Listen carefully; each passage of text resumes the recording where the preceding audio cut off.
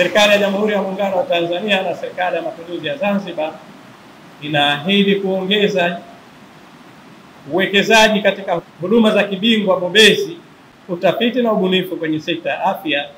ili kuhakikisha vituo vyetu vinatoa huduma za umahiri na kuvutia uwekezaji kwenye huduma za afya. Hafla hii inayotoa fursa ya kuwaweka pamoja wataalamu na wadau mbalimbali wa huduma za kuzuia na kudhibiti magonjwa ya moyo na kuweza kujengeana uwezo na kuboresha nyenzo za utendaji wetu ili kuweza kukabiliana na ongezeko la magonjwa yasiyoambukiza, hususan magonjwa ya moyo na mishipa ya damu. Kwa kupitia mkutano huu tutaweza kupata majibu sahihi katika maeneo muhimu yanayotupa changamoto ambayo ni udhibiti wa magonjwa, ujuzi katika uchunguzi na matibabu, pamoja na uendelevu na ustahimilivu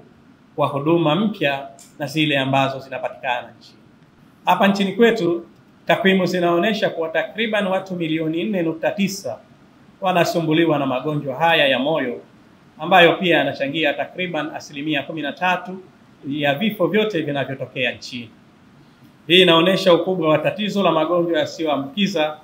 hasa ya moyo yanayochangia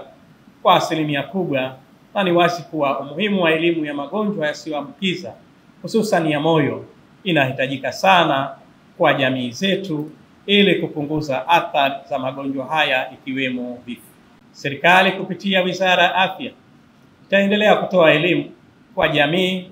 kuhusu athari na matumizi ya pombe, tumbaku, tabia bwete na ulaji usiofaa ili kwa pamoja tuweze kulinda afya zetu.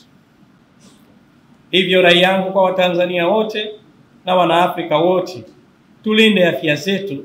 kwa kuzingatia ushauri wa wataalamu, ikiwemo kufanya vipimo kwa ajili ya kugundua endapo tumepata matatizo ya kiafya, tuweze kupata matibabu kwa wakati sahihi. Vile vile kuzingatia ushauri wa kitaalamu katika kujikinga na magonjwa haya yasiyo ya kuambukiza kwa kufanya mazoezi mara kwa mara na kuzingatia kanuni ya ulaji unaofaa ili kuwa na afya bora na kujiepusha na magonjwa haya.